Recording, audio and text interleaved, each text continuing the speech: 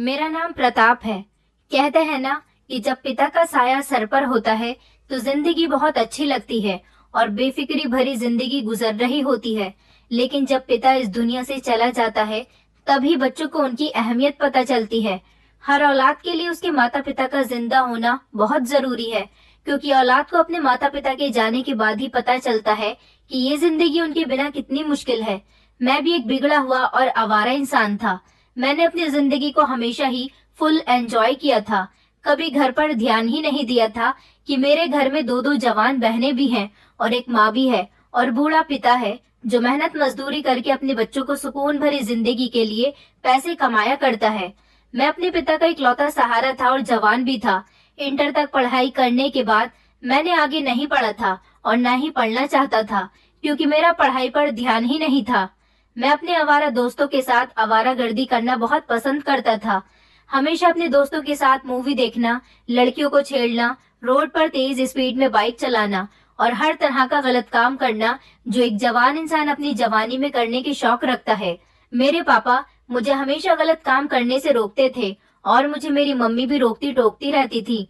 मेरी मम्मी ने मेरी बहनों को हमेशा अच्छे संस्कार दिए थे।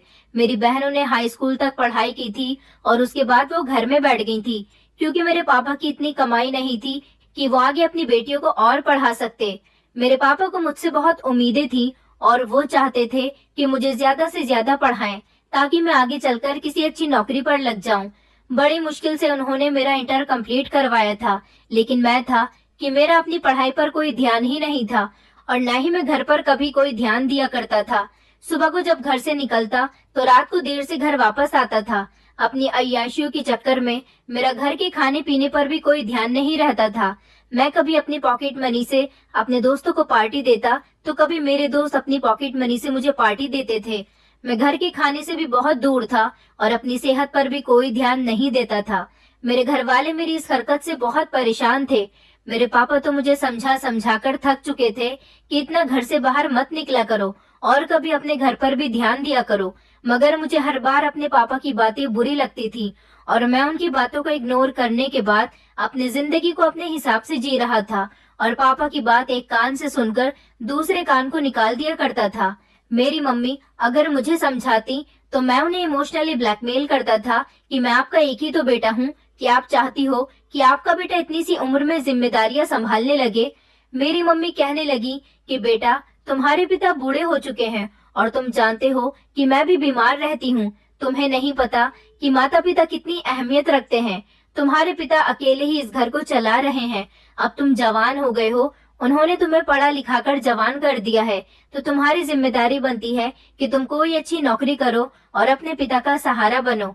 इस घर की जिम्मेदारियों को उनके कंधे से उतारकर अपने कंधे पर ले लो। मगर तुम हो कि घर पर कोई ध्यान ही नहीं देते। अगर तुम्हारे पिता को कुछ हो गया तो तुम जानते नहीं कि हम लोगों पर कितनी बड़ी मुसीबत आ जाएगी। मगर मैं कभी भी अपनी मम्मी की इस बात का मतलब समझ ही नहीं पाया था। मुझे तो जो करना होता था मैं वही करता था। अपने माता पिता का इकलौता बेटा था, इसलिए वो लोग भी मेरे साथ ज्यादा जोर जबरदस्ती नहीं करते थे। मेरी दोनों बहनें भी मुझ पर जान देती थी। एक दिन मैं अपने दोस्तों के साथ मनाली घूमने के लिए गया हुआ था, जब अचानक मेरे घर से मेरी बड़ी बहन की कॉल आ गई।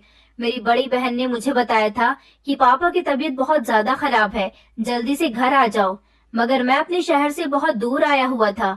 कुछ भी करके मैं वहां जल्दी नहीं पहुंच सकता था।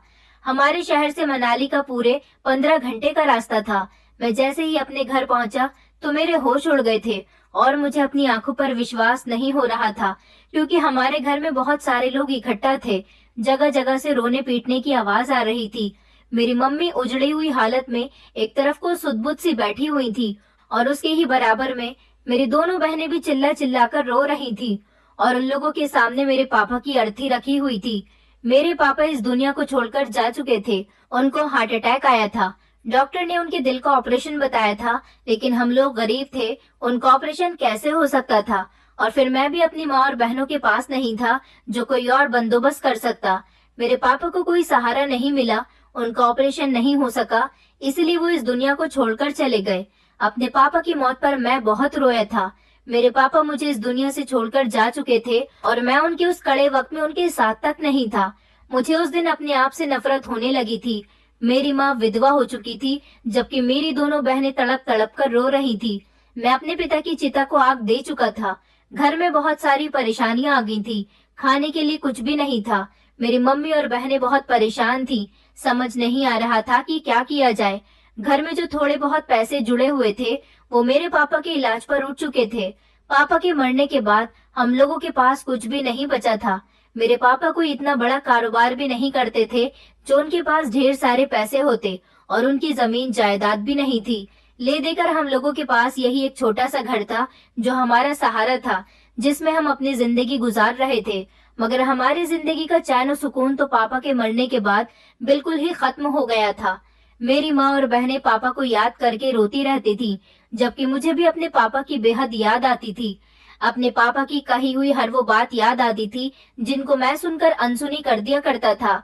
मेरे पापा हमेशा मुझसे कहते थे, बेटा मेरा सहारा बनो, मुझे तुम्हारे सहारे की जरूरत है। तुम जवान खून हो, जबकि मैं बूढ़ा हो चुका हूँ। मुझे तुम्हारे सहारे की बहुत जरूरत है। तुम्हारी दो दो जवान बहनें हैं, उनकी शादी भी करनी है। तुम्हारी माँ भी बीमार रहती है, उसका इलाज करके उसको ठीक भी करवाना है, और फिर एक दिन तुम्हारी भी शादी करनी है। इस सब के लिए हमारे पास पैसा कहाँ से आएगा? हम दोनों को मिलकर मेहनत करनी होगी। मगर मैंने अपने पापा की बात को कभी समझने की कोशिश ही नहीं की थी। वो मुझे पढ़ाना चाहते थे, जबकि मैं नहीं पढ़ सका था। और आज के जमाने में इंटर किए हुए इंसान को आसानी से कोई नौकरी भी नहीं मिलती। जब मैं पढ़ाई किया करता था, तब मुझे लगता था कि मैं काफी पढ़ लिख चुका हूँ। लेकिन अब जब मैं नौकरी की तलाश में था, तो मेरी ये पढ़ाई बहुत कम थी। मेरी कुछ समझ में नहीं आ रहा था कि मैं क्या करूं। घर के हालात तो दिन ब दिन बिगड़ते ही जा रहे थे। लेकिन मेरी माँ बहुत अच्छी थी। जब मैं रात को थकार कर घर जाता था, तो मेरे आगे खाना रख दिया करती थी। वो ये खाना कहाँ से लेकर आती थी, कहाँ से नहीं, मैंने इस बारे में कभी उनसे पूछने की कोशिश भी नहीं की। मैं तो बस जैसे तैसे अपना पेट भर लिया करता था। पापा के मरने के बाद घर में एक वीरानी सी छा गई थी। मेरी बड़ी बहन की उम्र काफी हो गई थी। पापा के मरने के बाद मम्मी को बहन की शादी की बहुत फिक्र हो रही थी, क्योंकि मेरी मम्मी भी बीमार रहती थी। पापा तो हम लोगों को इस दुनिया से अकेला छोड़कर जा ही चुके थे। मम्मी नहीं चाहती थी कि वो भी अपने बच्चों को इस दुनिया में अकेला छोड़कर चली जाए। इसीलिए वो चाहती थी कि पहले उनकी दोनों बेटियां अपने अपने घर की हो जाएं, और उसके बाद वो मेरी भी शादी कर दे, और फिर वो सुकून से मर सके। मेरी मम्मी का सोचना समझना बिल्कुल ठीक था। मगर ये सब कुछ कैसे होता? यहाँ तो हमारे पास खाने के लिए भी कुछ नहीं था। बहनों की शादी के लिए आखिर पैसा कहाँ से आता? मेरे जो दोस्त हमेशा मेरे साथ पार्टियां करते रहते थे, मेरे साथ खूब आवारागर्दी करते थे, मैंने अपने इस मुश्किल समय में उन सबसे बहुत मदद मांगी थी, मगर किसी ने भी मेरा कोई साथ नहीं दिया था। इस समय मुझे एहसास हो रहा था कि मुझे अपने दोस्तों के साथ यारी दोस्ती उस समय नहीं निभानी चाहिए थी, बल्कि अपने माता पिता की बात मान लेनी चाहिए थी। अगर मैं उनकी बात मान लेता और हायर स्टडी करने के बाद किसी अच्छी पोस्ट पर नौकरी कर रहा होता, तो आज मुझे ये दिन देखना न पड़ता। मुझे एहसास हो रहा था कि माता पिता जो कहते हैं हमेशा ठीक कहते हैं। मुझे अपनी गलती पर रह रहकर पछतावा हो रहा था। मेरा कोई भी दोस्त मेरा साथ देने के लिए तैयार नहीं था। ना तो कोई मुझे थोड़े से पैसे उधार दे सकता था, और ना ही कोई मुझे कहीं नौकरी पर लगवा रहा था। वैसे तो मेरे बहुत सारे दोस्त थे, मगर एक दोस्त बहुत ही पक्का था। उसने मुझे एक जॉब के बारे में बताया था। मैंने इंटर किया हुआ था, इसलिए मुझे कोई छोटी मोटी ही नौकरी मिल सकती थी। मगर खाली समय में मैं छोटी मोटी करने के लिए भी तैयार था, क्योंकि खाली हाथ से तो बेहतर था कि घर के खर्चे के लिए कुछ पैसे तो आ जाने थे। इसलिए अगले दिन मैं अपने दोस्त के बताए गए नौकरी वाले पते पर चला गया था। ये एक बड़ी सी ज्वेलरी शॉप थी, जहाँ पर मुझे लोगों को ज्वेलरी दिखाने का काम करना था। ये काम मेरे लिए कोई मुश्किल भी नहीं था, और यहाँ के मालिक ने मुझे नौकरी पर रख लिया था। यहाँ पर मेरी नौकरी बहुत अच्छी चल रही थी। मुझे हर महीने 10,000 रुपए की सैलरी मिलती थी। मेरे लिए बहुत कम थी, मगर मैं क्या कर सकता था। मेरे हिसाब से मुझे ये नौकरी मिल गई थी, मेरे लिए यही बहुत बड़ी बात थी। मैं यहाँ पर मन लगाकर काम करता था, और समय से पहले ही दुकान पर आ जाता था। रात को भी देर से ही दुकान से घर वापस जाता था। मालिक को मेरा काम बहुत पसंद आता था, क्योंकि ना तो मैं कोई छुट्टी करता था, और ना ही मैं कभी दुकान पर आने में लेट हुआ था। मालिक के पास हर तरह के सोने के जेवर थे। हजारों रुपयों से लेकर लाखों करोड़ों तक के गहने मालिक की दुकान पर मौजूद थे, क्योंकि उनकी दुकान हमारे शहर के पॉपुलर ज्वेलर्स की लिस्ट में आती थी। उनका बहुत बड़ा नाम था, और वो बहुत अमीर थे। मगर मैंने देखा था कि मालिक हमेशा बहुत परेशान रहते थे। उनकी परेशानी की क्या वजह थी, मैं कभी इस वजह को समझ नहीं पाया था। मैं घर जाता तो मम्मी हर बार बड़ी बहन की शादी की बात लेकर बैठ जाती थी। आखिर मेरी बड़ी बहन की उम्र ज्यादा हो गई थी।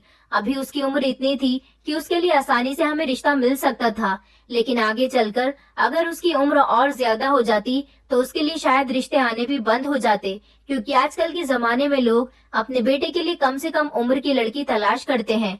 वैसे तो मेरी बहन में कोई कमी नहीं थी, वो हाई स्कूल पास थी, हर तरह का खाना बनाना जानती थी और घर के हर काम को अच्छे तरीके से करना जानती थी। हम लोगों के पास कुछ था ही नहीं, इसलिए मेरी मम्मी ने मेरी बहन के रिश्ते के लिए कभी किसी से नहीं कहा था। मगर अब मेरी मम्मी को हमेशा मेरी बहनों की शादी की फिक्र सताती थी। वो चाहती थी कि जैसे तैसे मेरी बहन की शादी हो जाए, और इन दिनों मेरी बहन का रिश्ता भी आया हुआ था। मेरी मम्मी ने लड़के वालों को अभी कोई जवाब नहीं दिया था, मगर शादी करना कोई आसान बात नहीं है। शादी करने के लिए आज के जमाने में 10-12 लाख रुपए की जरूरत होती है। इतने सारे पैसे मेरे पास कहाँ से आते? अगर पापा जिंदा होते तो वो बहन की शादी के लिए कोई न कोई बंदोबस्त जरूर कर लेते। मैं तो कुछ जानता भी नहीं था। ये 10-12 हजार रुपए वाली नौकरी भी मुझे बड़ी मुश्किल से मिली थी। भला मैं इतनी कम रकम कमाने वाला इंसान अपनी बहन की शादी कैसे कर सकता था? और फिर इसके बाद मेरी एक बहन और थी जो मुझसे 2 साल छोटी थी। मुझे उसकी भी शादी करनी थी। मुझसे मम्मी कहती थी कि तुमने अपने पापा के जिंदा होते हुए उनकी बात ना मानकर बहुत बड़ी गलती की है। अगर तुम हायर स्टडी कर चुके होते तो कोई अच्छी नौकरी कर रहे होते, ज्यादा नहीं तो कम से कम 70-80 हजार रुपए महीना तो कमा ही रहे होते। आज देखो हम लोग कैसे हालात से गुजर रहे हैं। मैं परेशान था और इसी परेशानी में सुबह के टाइम पर नाश्ता किए बिना ही घर से निकल गया था। मुझे ज्यादा नहीं तो कम से कम अपनी बहन की शादी के लिए 10 लाख रुपए की जरूरत तो थी ही। आज के जमाने में कोई ऐसा इंसान भी नहीं है जो किसी की बेटी लेने के बाद ये कह सके कि हमने आपकी बेटी ले ली, इसका मतलब कि हमने आपकी जमा पूंजी ले ली, हमें आपकी बेटी के अलावा कुछ नहीं चाहिए। ऐसा तो फिल्मों और सीरियल्स में होता है। रियल लाइफ में तो लोगों को बहू के साथ साथ ढेर सारा दहेज भी चाहिए होता है, और फिर जेवरात भी। मैं बहुत परेशान था और इसी परेशानी में शॉप पर कस्टमर हैंडल कर रहा था। मालिक ने मुझे परेशान देखा तो मुझसे मेरी परेशानी की वजह पूछने लगे। उस समय मेरे अलावा वहां पर कोई भी नहीं आया था, क्योंकि सारे ही लड़के देर से आते थे और मैं समय से पहले ही दुकान पर पहुंच जाता था। गार्ड मुझे दुकान खोलकर दे दिया करता था और मेरे पहुंचते ही मालिक भी आ जाते थे। मैंने मालिक को अपनी परेशानी के बारे में बता दिया था। मेरी परेशानी सुनकर मालिक मुस्कुराए थे और कहने लगे कि तुम्हें परेशान होने की जरूरत नहीं है, मैं तुम्हारी कंडीशन समझ सकता हूँ, मैं तुम्हारी मदद कर सकता हूँ। तुम्हें अपनी बहन की शादी के लिए 10 लाख रुपए चाहिए ना, मैं तुम्हें दे दूंगा। कल तुम मेरे घर से आकर मुझसे 10 लाख रुपए ले जाना। मैंने कहा मालिक, लेकिन मैं इतनी बड़ी रकम आपको कैसे चुकाऊंगा, जबकि मैं तो महीने में मुश्किल से 10 या 12 हजार रुपए ही कमा पाता हूँ। मैं तो आपका कर्ज सारी जिंदगी भी नहीं चुका सकता। तो मालिक हंसने लगे और कहने लगे, अरे मैं तुमसे इतनी जल्दी पैसे नहीं मांग रहा, तुम अपनी सैलरी में से थोड़े थोड़े पैसे कटवाते रहना, और वैसे भी तुम मेरी दुकान पर काम ही कर रहे हो, जब तक काम करते रहोगे पैसे कटवाते रहना, और वैसे भी तुम बहुत मेहनती लड़के हो, धीरे धीरे तुम्हारी सैलरी यहाँ पर बढ़ती जाएगी। तुम आराम से अपनी बहन की शादी करो, आखिर तुम्हारे पिता भी तो इस दुनिया में नहीं है, अपनी माँ और बहनों के तुम ही तो इकलौता सहारा हो। मालिक की बात सुनकर मैं बेफिक्र हो गया था और बहुत खुश हुआ था। मैंने घर जाकर जब ये बात अपनी मम्मी को बताई तो मेरी मम्मी भी बहुत खुश हो गई थी। उन्होंने कहा कि तुम्हारा मालिक तो बहुत अच्छा इंसान है, तो फिर मैं लड़के वालों को हाँ बोल देती हूँ। मेरी मम्मी कहने लगी, लेकिन बेटा फिर भी मालिक से कहना कि वो तुमसे रकम लेने के लिए जल्दबाजी न करे, क्योंकि तुम इतनी बड़ी रकम को थोड़ी थोड़ी करके ही कटवा सकते हो। अगर उन्होंने पूरी रकम हमसे अचानक कभी मांग ली तो हम लोग उन्हें इतने ढेर सारे पैसे कहाँ से लाकर देंगे। मैंने मम्मी से कहा कि आप बेफिक्र रहो, मैं मालिक से सारी बात कर चुका हूँ। उन्होंने मुझे कल 10 लाख रुपए लेने के लिए अपने घर बुलाया है। आप लड़के वालों को हाँ बोल दो और मैं जल्दी ही अपनी बहन की शादी करना चाहता हूँ। अगले दिन जब मैं मालिक के पास उनसे 10 लाख रुपए लेने के लिए गया तो उन्होंने मुझे पैसे दे दिए थे और कहा था कि तुम ये पैसे मुझे आराम से दे सकते हो, मुझे किसी तरह की कोई जल्दी नहीं है। मैं खुशी खुशी वो पैसे लेकर अपने घर आ गया था। मैंने जैसे ही पैसे अपनी माँ के हाथ पर लाकर रख दिए तो मेरी माँ बहुत खुश हो गई थी। उन्हें यकीन था कि भले ही उनका बेटा ये पैसे अपनी मेहनत से कमाकर नहीं लाया, लेकिन धीरे धीरे इन पैसों को अपनी मेहनत की कमाई से चुकता जरूर कर देगा। मेरी बहन का रिश्ता तय हो गया था। जल्दी ही मैं अपनी बहन की शादी कर देना चाहता था। इसलिए लड़के वालों को हमने 2 महीने का समय दिया था और इन 2 महीने में मैंने अपनी बहन की शादी कर दी थी और उसे विदा कर दिया था। अब मेरी छोटी बहन रह गई थी। मेरी छोटी बहन कहती थी कि वो अभी 1-2 साल तक शादी नहीं करेगी और वैसे भी पहले मैं इन पैसों का कर्ज चुका देना चाहता था। मैंने सोच लिया था कि जैसे ही मैं मालिक के आधे पैसे चुका दूंगा, फिर मैं उनसे दोबारा से थोड़ा और कर्ज ले लूंगा और इस तरह अपनी दूसरी बहन की भी शादी कर दूंगा। मैं खुश था कि मेरी बहन की शादी हो गई थी। आज मुझे अपने ऊपर गर्व महसूस हो रहा था कि मैंने अपनी बहन की शादी कर दी। आज मेरे पापा जिंदा होते तो बहुत खुश होते। इसी तरह 3 महीने गुजर गए थे। 3 महीने में मैं हर बार 2 या 3 हजार रुपए मालिक से कटवा दिया करता था। जब थोड़ा और समय गुजर गया तो मालिक ने मुझे पर्सनली अपने घर बुलाया था। मैं मालिक की बात सुनकर चौंक गया था। उन्होंने कहा था कि रात को तुम फ्री टाइम पर मेरे घर आना। आज उन्होंने मुझे दुकान से भी जल्दी घर भेज दिया था और मैं अपने घर से खाना खाने के बाद जब फ्री हुआ तो मालिक के घर की तरफ चला गया था। मैं जब मालिक के पास गया तो उन्होंने मुझे बैठने के लिए कहा और मेरी बहुत खातिर की थी। मालिक कहने लगे कि मुझे मेरे पैसे चाहिए। मालिक की बात सुनकर मेरे पैरों तले से जमीन निकल गई थी कि आखिर वो कौन से पैसों की बात कर रहे थे। कहीं वो 10 लाख रुपए की तो बात नहीं कर रहे थे।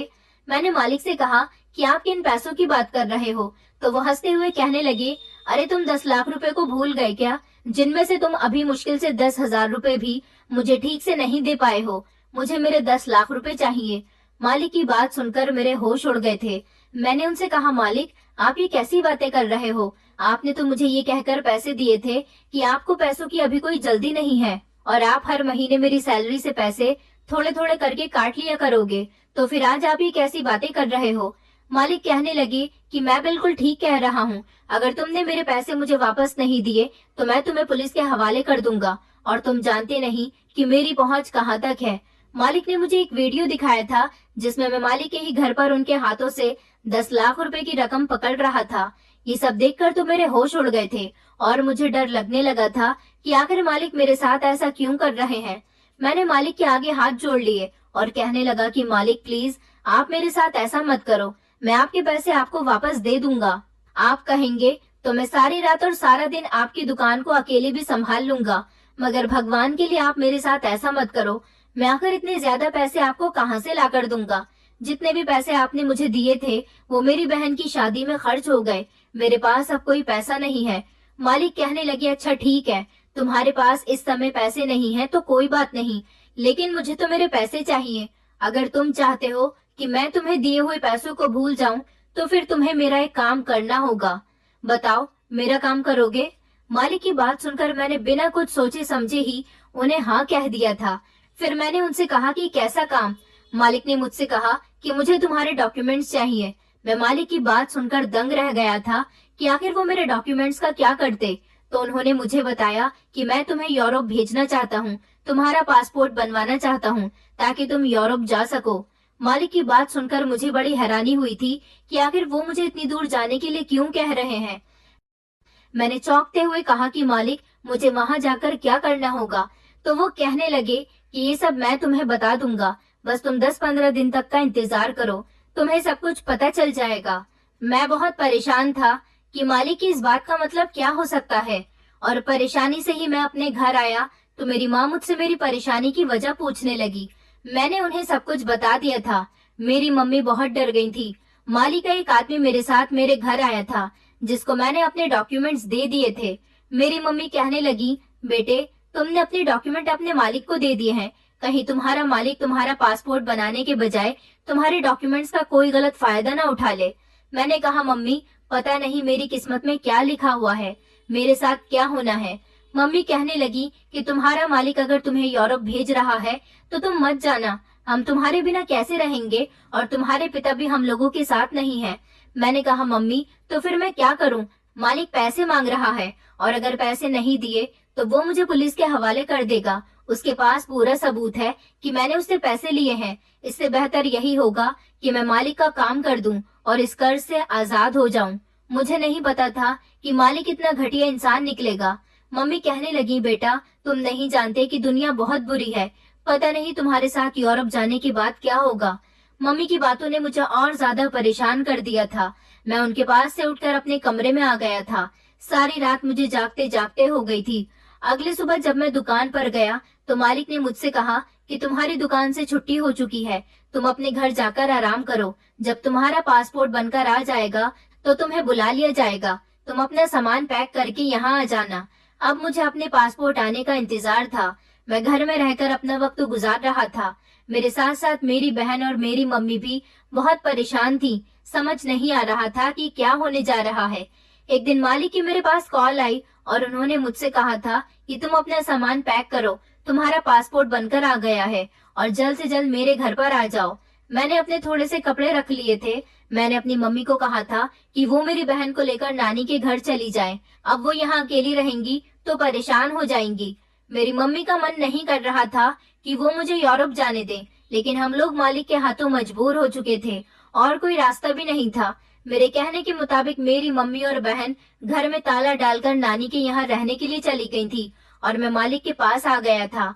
मालिक ने मुझे बताया था कि उनकी एक जवान बेटी थी जिसको उन्होंने कम उम्र में ही यूरोप पढ़ने के लिए भेज दिया था। वो वहाँ पर पढ़ाई करते करते यूरोपियन लड़के के इश्क में पड़ गई थी और उसने उसके साथ शादी करने का फैसला कर लिया था। उसने ये बात अपने पिता को फोन करके बताई थी कि वो उस लड़के से शादी करना चाहती है, लेकिन मालिक इस बात के सख्त खिलाफ थे। वो अपनी बेटी की शादी उस लड़के के साथ नहीं करना चाहते थे, बल्कि उन्होंने अपनी बेटी से कहा था कि वो उसे लेने के लिए आ रहे हैं, मगर उनकी बेटी ने साफ इनकार कर दिया और वो जहाँ पर पढ़ती थी, जिस हॉस्टल में रहती थी, वहाँ से एक दिन अचानक गायब हो गई। उनकी बेटी कहाँ चली गई उन्हें ये बात पता नहीं चली। वो कई बार यूरोप अपनी बेटी को तलाश करने के लिए गए। जहाँ पर वो पढ़ती थी उस पूरे कॉलेज में उन्होंने ढूंढ लिया, मगर कई बार यूरोप जाने के बावजूद भी उन्हें उनकी बेटी कहीं नहीं मिली थी। मालिक ने मुझसे कहा कि तुम्हारा काम सिर्फ इतना ही होगा कि यूरोप जाने के बाद तुम्हें मेरी बेटी को गली गली सड़क सड़क तलाश करना होगा। मुझे यकीन है कि तुम जब सड़कों पर फिरोगे तो तुम्हें कहीं न कहीं मेरी बेटी जरूर मिल जाएगी और जैसे ही तुम्हें मेरी बेटी मिले तुम्हें फौरन उसे मेरे पास लेकर आना है।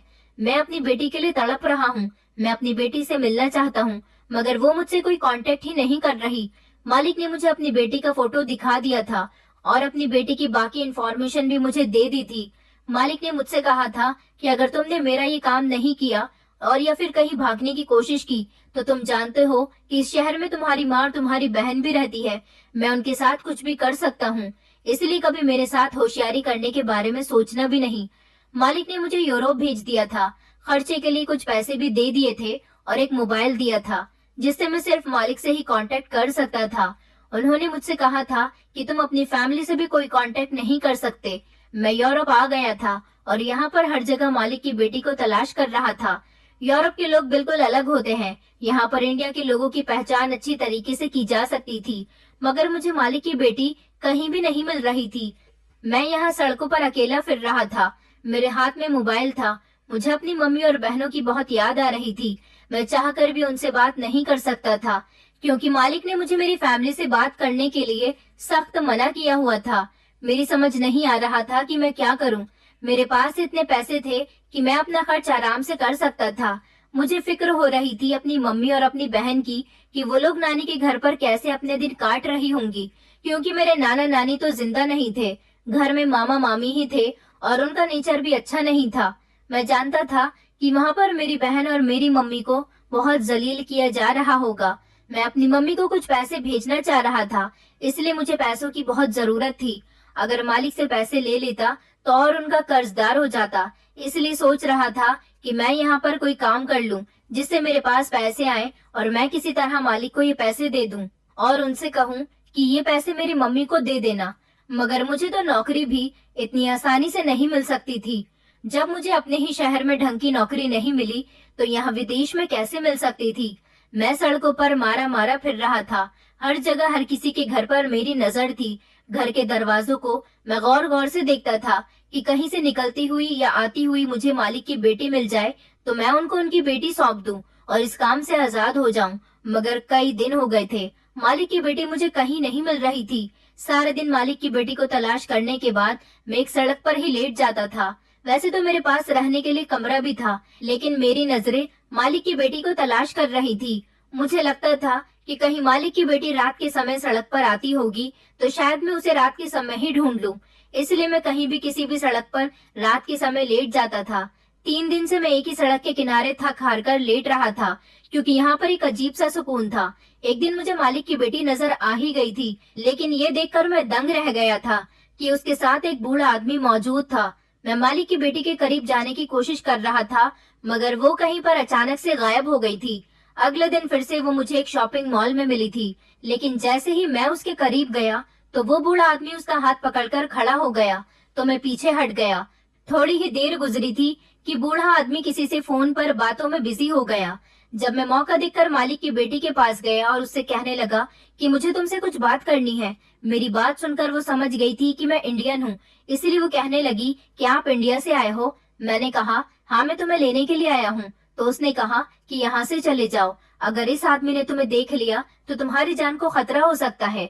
उसने मेरे हाथ में कार्ड थमाया और खुद वहां से चली गई। शायद वो समझ गई थी कि मैं उसे लेने के लिए आया हूँ, या फिर उसे मेरी मदद की जरूरत थी। इस कार्ड पर एड्रेस लिखा हुआ था और मोबाइल नंबर भी था, लेकिन इस लड़की के साथ ये बूढ़ा आदमी कौन था और ये इस बूढ़े आदमी से इतना डर क्यों रही थी, जबकि ये कोई रिश्तेदार भी नहीं हो सकता, क्योंकि अगर कोई रिश्तेदार होता तो मालिक आसानी से अपनी बेटी को तलाश कर सकता था। मुझे इस एड्रेस पर जैसे तैसे जाना था, लेकिन पहले मुझे इस लड़की से फोन पर बात करनी थी। मालिक ने मुझे वैसे भी अपना मोबाइल सिर्फ खुद से ही बात करने के लिए दिया था, लेकिन मेरे पास अपना पर्सनल कोई मोबाइल नहीं था, इसलिए मैंने इस नंबर से ही मालिक की बेटी को कॉल की। उसने मेरी कॉल बहुत देर के बाद रिसीव की थी। वो खामोशी से फोन पर कहने लगी कि मैं बहुत बड़ी मुश्किल में फंस गई हूँ, प्लीज मुझे बचा लो। मैं जानती हूँ कि तुम इंडियन हो, मैं काफी दिनों से तुम्हें देख रही हूँ और तुमसे कांटेक्ट करने की कोशिश कर रही हूँ। फिर मैंने उसे बताया कि मैं तुम्हें पहले से जानता हूँ और तुम्हारे पापा ने ही मुझे तुम्हें लेने के लिए भेजा है। तो वो अचानक भावुक हो गई और कहने लगी कि यह आदमी बहुत खतरनाक है। उसने मुझे बताया कि मैं जब यहाँ पढ़ने के लिए आई थी तो मेरे क्लास का एक प्रोफेसर मुझ पर गंदी नजर रखता था। मैं इस आदमी से बचने की बहुत कोशिश करती थी। इसी दौरान मुझे अपने कॉलेज की एक लड़की से प्यार हो गया था। हम दोनों एक दूसरे से बहुत प्यार करते थे। मैंने ये बात जब पापा को बताई कि मैं इस लड़की से शादी करना चाहती हूँ, तो पापा ने मुझे सख्ती से मना कर दिया था कि तुम उस लड़की के साथ शादी नहीं करोगी। अगर तुमने शादी करने के बारे में सोचा भी तो मैं तुम्हारी पढ़ाई बंद करवा दूंगा। मैं इस लड़की से बहुत प्यार करती थी और पापा को मनाने की कोशिश कर रही थी। इसी दौरान कॉलेज के प्रोफेसर ने मुझे किडनैप करवा लिया। ये आदमी मेरा प्रोफेसर है। जब इसको पता चला कि मैं यहाँ पर अकेली पढ़ने के लिए आई हूँ, तो इसने मेरा फायदा उठाया और मुझे अपने घर में किडनैप करके रख लिया। यह हर रात मेरी इज्जत खराब करता है। इसने मेरे सारे डॉक्यूमेंट्स भी अपने कब्जे में ले लिए हैं, ताकि मैं यहाँ से कहीं भाग न सकूं, और मैं यहाँ पर ज्यादा किसी को जानती भी नहीं हूँ। मैंने कई बार अपने बॉयफ्रेंड से कांटेक्ट करने की कोशिश की, लेकिन मेरे बॉयफ्रेंड ने मुझे बचाने से साफ इनकार कर दिया था, जबकि उसको मैंने बताया कि प्रोफेसर ने मुझे किडनैप कर लिया है और वो मेरी इज्जत खराब कर चुका है। तो मेरे बॉयफ्रेंड ने साफ मना कर दिया कि मैं अब उसके काबिल नहीं रही हूँ, इसलिए वो मेरी कोई मदद नहीं करना चाहता। मैं अपने पापा से मदद भी नहीं मांग सकती थी, क्योंकि मेरे पापा मुझसे बहुत नाराज थे। मेरे पास किसी से कांटेक्ट करने के लिए मोबाइल भी नहीं था, इसलिए मैंने घर के एक नौकर का मोबाइल चोरी किया। यहाँ का कोई भी इंसान मेरी मदद नहीं कर सकता था। मेरे प्रोफेसर का इस दुनिया में कोई नहीं है। इसने मुझे अपनी पत्नी बनाकर यहाँ पर रखा हुआ है और ये अच्छी तरह से जानता है कि मेरे सारे डॉक्यूमेंट इसके पास हैं, तो मैं भाग भी नहीं सकती। इसलिए मुझे कभी घर से बाहर लेकर चला जाता है, लेकिन मेरी मदद करने वाला कोई नहीं है। मैंने कई बार तुम्हें देखा, तुम मुझे इंडिया के लगे थे, इसलिए मैं काफी दिनों से तुम्हारी तलाश में थी कि किसी तरह से मेरी तुमसे बात हो जाए। तुम ही हो जो मेरी मदद कर सकते हो। लेकिन देखो भगवान का करिश्मा कि भगवान ने तुम्हें यहाँ पर मेरी मदद करने के लिए ही भेजा है। मैंने उससे कहा, हाँ, मुझे तुम्हारे पापा ने भेजा है, लेकिन मैं तुम्हें यहाँ से कैसे निकालूं? तुम्हारे डॉक्यूमेंट्स भी नहीं है और तुम्हारे पापा का कहना है कि किसी भी तरह मैं तुम्हें इंडिया पहुँचा दूं। वो लड़की कहने लगी कि इस समय प्रोफेसर बेहोशी की दवाई खाकर सो रहा है। ये मोबाइल में उसके सो जाने के बाद ही निकालती हूँ, और तुम इस नंबर पर कॉल मत करना। मैं यहाँ से अचानक नहीं भाग सकती, क्योंकि इस प्रोफेसर की पहुँच बहुत दूर दूर तक है। ये मुझे कहीं से भी पकड़वा लेगा। तुम यहाँ आ जाओ और किसी भी तरह इस प्रोफेसर का भरोसा जीत लो। तुम किसी तरह इस प्रोफेसर के घर तक आ जाओ, उसके बाद मैं तुम्हें बताती हूँ कि क्या करना है।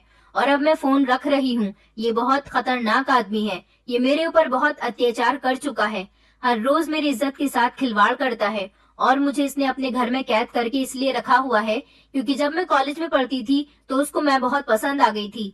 उसने सारी जिंदगी कभी शादी नहीं की, लेकिन जब उसका दिल मेरे ऊपर आ गया तो उसने मुझे अपनी ख्वाहिश बना लिया और मेरे अकेलेपन का फायदा उठाकर मुझे किडनैप कर लिया। मुझे इससे आजादी चाहिए, कुछ भी करके मुझे यहाँ से निकाल लो प्लीज। उस लड़की ने ये कहकर कॉल कट कर दी थी। मैंने सोचा था कि मालिक बहुत बड़ा आदमी है, जरूर उसके घर में ढेर सारे नौकर होंगे, वो मुझे भी कोई ना कोई काम अपने घर में ही दे देगा। मैं नौकरी मांगने के लिए उसके पास जाऊंगा। मैं जब प्रोफेसर के घर गया तो वो अपने गार्डन में बैठा हुआ था। मैं उसके सामने गया और मैंने कहा कि सर मुझे नौकरी चाहिए, मैं बहुत गरीब इंसान हूँ और इंडिया से आया हूँ, प्लीज मुझे अपने घर में कोई काम दे दो। आप जो काम दोगे मैं उसको खुशी खुशी कर लूंगा। उसने मुझसे कहा कि तुम क्या काम कर लेते हो, हमारे यहाँ हमें शेफ की जरूरत है। तो मैंने उससे कह दिया था कि मैं बहुत अच्छा खाना बनाता हूँ। मुश्किल से ही सही, मगर प्रोफेसर ने मुझे शेफ की नौकरी पर रख लिया था और अब मैं इस प्रोफेसर के घर आ चुका था। प्रोफेसर काफी बूढ़ा था, लेकिन फिर भी उसके अंदर बहुत जान थी। उसने अपने पैसों की ताकत और अपने रुतबे से मालिक की बेटी को किडनैप करके अपने घर में रखा हुआ था। मैं प्रोफेसर के घर तो जैसे तैसे चला गया था, मगर प्रोफेसर के घर में सख्त पहरा था। मैं इतनी आसानी से मालिक की बेटी को यहाँ से नहीं निकाल सकता था। मालिक की बेटी ने कहा कि भागने से पहले मुझे अपने डॉक्यूमेंट की जरूरत है, मुझे जैसे तैसे करके अपने डॉक्यूमेंट्स चाहिए ताकि मेरे भागने में आसानी हो सके। मेरे अपने सारे डॉक्यूमेंट्स तो मेरे पास ही थे, जरूरत थी तो सिर्फ मालिक के बेटी के डॉक्यूमेंट्स की, और उसे ये नहीं पता था कि प्रोफेसर ने उसके डॉक्यूमेंट्स कहाँ छुपाए हैं। कई दिन इसी तरह से गुजर गए थे। प्रोफेसर के घर पर मैं शेफ की नौकरी करता था। मुझे खाना बनाना तो नहीं आता था, मगर मैं यूट्यूब से देख देख कर खाना बना लिया करता था और थोड़ा बहुत खाना बनाना मालिक की बेटी से भी आता था, इसलिए वो प्रोफेसर से छुपकर मुझे खाना बनाना बता दिया करती थी। कई दिन हो गए थे हमें मालिक की बेटी के डॉक्यूमेंट ढूंढते हुए, मगर कहीं पर भी डॉक्यूमेंट्स नहीं मिल रहे थे। मुझे प्रोफेसर के घर नौकरी करते हुए 1 महीना हो गया था। प्रोफेसर ने कहा था कि मैं तुम्हें सैलरी देना चाहता हूँ। वो मुझे अपने साथ अपने कमरे में ले गया था। जब उसने अपनी अलमारी की तिजोरी खोली तो उसमें अचानक मेरी नजर उसकी तिजोरी पर गई थी, जहाँ पर उसके ढेर सारे पैसे रखे हुए थे और पास ही में बहुत सारे डॉक्यूमेंट की एक फाइल थी। मेरा अंदाजा था कि शायद ये डॉक्यूमेंट की फाइल मालिक की बेटी की हो सकती है। मैं उस समय तो खामोश रहा था और अपनी सैलरी के पैसे लेकर वापस अपने फ्लैट पर आ गया था। अगले दिन जब मैं प्रोफेसर के घर गया तो मैंने मालिक की बेटी को बताया था कि वो डॉक्यूमेंट तुम्हारे ही हो सकते हैं। ये सिर्फ मेरा एक अंदाजा था, मैं श्योर नहीं था।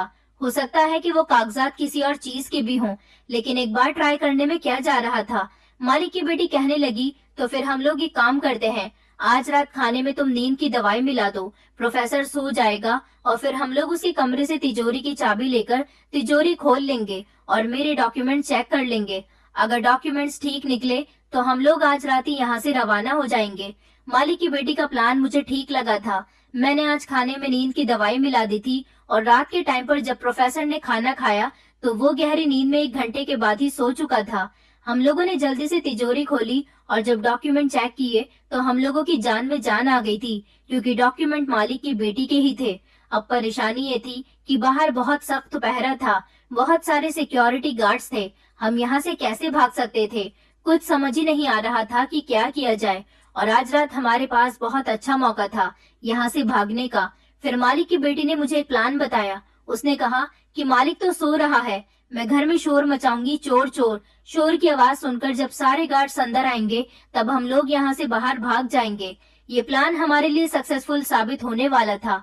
इसलिए मालिक की बेटी ने सबसे पहले एक बड़े से शीशे की जार को जमीन पर देकर मार दिया ताकि शीशा टूटने की आवाज आ सके और गार्ड्स को लगे कि रात के 1 बजे घर में कोई चोर घुस आया है। जब मालिक की बेटी जोर जोर से चिल्लाने लगी कि बचाओ बचाओ चोर चोर, तो शोर की आवाज सुनकर सारे गार्ड्स घर के अंदर आ गए थे और इस तरह से मुझे और मालिक की बेटी को भागने का मौका मिल गया था। हम दोनों घर से भाग चुके थे और इस तरह हम लोग एयरपोर्ट पहुंचने में कामयाब रहे थे। फ्लाइट भी 1 घंटे के बाद की ही थी। जैसे तैसे हमने 1 घंटे एयरपोर्ट पर फ्लाइट के आने का इंतजार किया था। हमारे डॉक्यूमेंट्स हमारे पास थे। इस तरह हम वहाँ से भागने में कामयाब निकले थे। हम इंडिया पहुँच गए और मैंने मालिक की बेटी का हाथ मालिक के हाथ में दे दिया था। ये सब कुछ मैंने अपनी जान पर खेल कर किया था। प्रोफेसर बहुत खतरनाक आदमी था। प्रोफेसर मालिक की बेटी की इज्जत के साथ कई बार खिलवाड़ कर चुका था।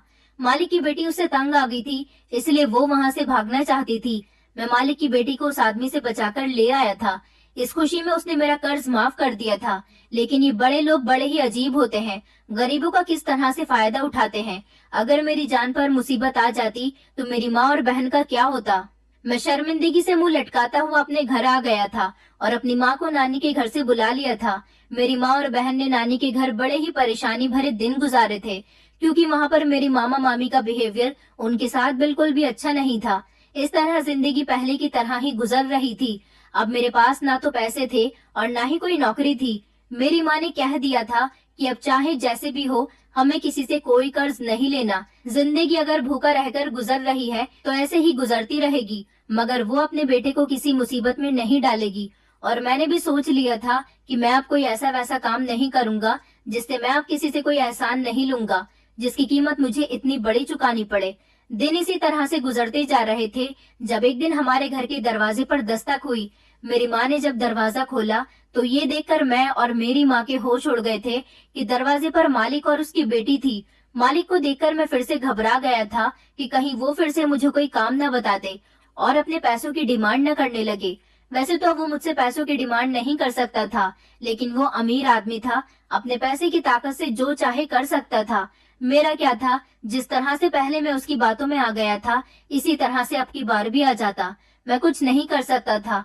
वो हमारे घर में आया और अपनी बेटी के साथ सामने ही कुर्सी पर बैठ गया था, मगर उसने आज जो बात कही थी उसने तो मेरे होश उड़ा दिए थे। वो हमारे घर पर अपनी बेटी का रिश्ता मेरे लिए लेकर आया था। उसने कहा था कि अगर तुम मेरी बेटी से शादी कर लोगे तो मैं अपनी पूरी दुकान तुम्हारे नाम कर दूंगा। मैं जानता हूँ कि मेरी बेटी यूरोप में एक लड़के से मोहब्बत करती थी और उसने मुसीबत भरे समय में उसका साथ नहीं दिया, मगर तुमने मेरी बेटी को बचा लिया। तुमसे बेहतर मेरी बेटी के लिए कोई नहीं हो सकता। हाँ, मेरी बेटी को शायद कोई एक्सेप्ट भी नहीं कर पाएगा, क्योंकि प्रोफेसर कई बार मेरी बेटी के साथ गलत कर चुका है। मैं एक अमीर इंसान हूँ, लेकिन मुझसे भी अमीर वो प्रोफेसर है जिसका मैं कुछ नहीं बिगाड़ सकता। आज मैं तुम्हारे आगे हाथ जोड़ता हूँ और कहता हूँ कि मैंने तुम्हारे साथ जो भी किया उसके लिए मुझे माफ कर दो। मेरी बेटी को अपना लो। तुम्हारी सारी जिंदगी बहुत आराम से गुजरेगी। तुम्हें कुछ करने की जरूरत भी नहीं होगी। मेरे पास जितना भी सोना है तुम सब रख लो और मैं अपने दुकान का मालिक भी तुम्हें बना देता हूँ, क्योंकि मेरे पास सबसे कीमती चीज मेरी बेटी है। तुम मेरी बेटी को अपना लोगे तो तुम्हारी जिंदगी भी संवर जाएगी। मैंने जैसे तैसे अपनी माँ की तरफ देखा। मेरी माँ मुझे इनकार करते हुए सर हिला रही थी, क्योंकि एक बार मैं मालिक की बातों में बुरी तरह से फंस गया था। अब मैं दोबारा उसका एहसान लेकर फिर से किसी मुसीबत में नहीं पड़ना चाहता था, इसलिए मैंने इस रिश्ते से साफ इनकार कर दिया। तो मालिक कहने लगा कि मैं जानता हूँ कि तुम्हें मेरी बात पर भरोसा नहीं होगा, इसलिए मैं अपनी दुकान के कागजात लेकर आया हूँ। मेरी जितनी भी जायदाद है मैं सब कुछ तुम्हारे नाम कर रहा हूँ। मालिक ने इस समय मेरी आंखों के सामने उन पेपर्स पर अपने साइन कर दिए थे और वो पेपर्स मुझे दे दिए। ये देखकर मेरी आंखें फटी की फटी रह गई थी। अब मेरे पास इनकार करने की कोई वजह नहीं थी, क्योंकि कानूनी तौर पर वो इतना सब कुछ मेरे नाम कर चुका था। इस तरह से मेरी शादी मालिक की बेटी के साथ हो गई और मेरी जिंदगी पूरी तरह से बदल गई। अब मैंने अपनी छोटी बहन की शादी भी खूब धूमधाम से की है और मैं अपनी माँ के साथ एक बड़े से बंगले में रह रहा हूँ। मेरी जिंदगी अपनी पत्नी के साथ बहुत अच्छी गुजर रही है। दोस्तों, उम्मीद करती हूँ आपको हमारी कहानी पसंद आई होगी। कहानी पसंद आई है तो वीडियो को लाइक करें, चैनल पर नए हैं तो चैनल को सब्सक्राइब करें और हाँ, नोटिफिकेशन बेल को जरूर दबाएं ताकि अगली अपडेट सबसे पहले आपको मिले।